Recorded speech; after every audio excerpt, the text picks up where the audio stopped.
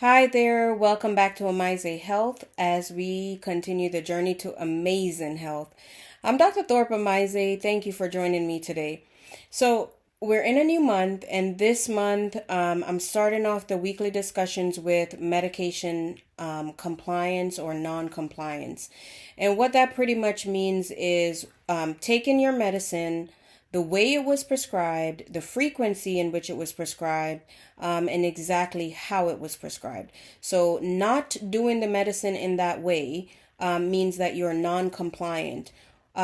Pretty much, for instance, if you were given insulin to take, you're prescribed insulin and you're supposed to take your insulin daily, and you decide, well, nope, I'm going to take my insulin when I feel like it because I don't feel like my sugar is high right now, that is being non-compliant. Compliance means you were prescribed to take it daily, so you're taking the amount of units that you were prescribed to take daily and then doing it at the time that it was prescribed. So, the American Medical Association lists 8 reasons as to why patients are non-compliant, and I'm going to go through each and try to address each one. So the first one is fear. A lot of people have fear over potential side effects. Now, either because they've experienced those side effects from other medicines themselves, or because someone that they know have experienced some side effects. Now, I will say that everyone is different. And each medicine that's prescribed, that's gone through the FDA approval process, each medicine does have a side effect profile, which pretty much means when the drug is studied, all the side effects that are reported tend to be listed.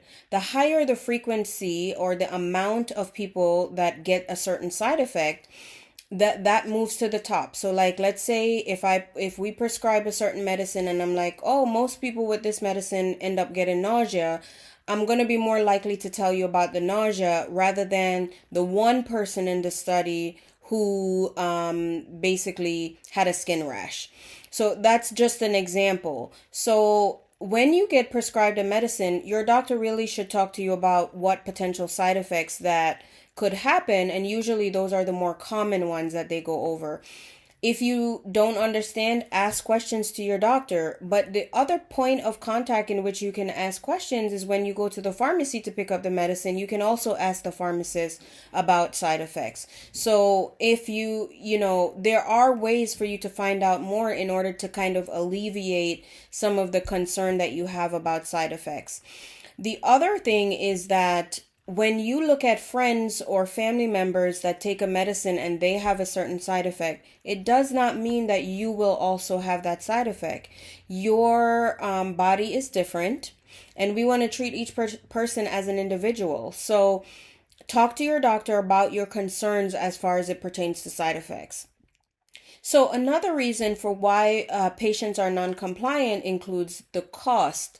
So we all know medicines are very expensive, and it's a major barrier to why people sometimes end up not even filling the prescription when they hear how much it costs. So some people are at the place where they have to choose between, are they going to eat dinner tonight or are they going to buy the prescription? And it's, that's just the reality of some people's lives. And we understand that. So if your concern about a medicine is the cost, say that to your doctor, because there are options to help to decrease the cost that's associated with the medicine, whether it be because you have a card that can decrease the percentage, or sending you to specific pharmacies that have either a free list or a reduced price list, or prescribing a 90-day supply instead of a 30-day supply in order to get that discount. So there are ways that we can kind of move around the cost. Now, I will say this, that oftentimes patients will want a medicine that they see on TV. That medicine may have just come out of the approval process from the FDA. It's new on the market. And when it's new, it tends to mean that there is not a generic alternative to that drug, which pretty much means that's the only one. So at that time, the cost is very high. So we don't want to prescribe you something that's that costly that the insurance will likely not cover, unless you are someone that has already gone through the phase of using generic alternatives that can treat that condition. And if those did not work for you, then your insurance company is more likely to cover a percentage or to cover that newer medicine that may be higher cost. So the takeaway points for this week are: discuss any concerns about your medicines, whether they're old or new, with the person that's prescribing them.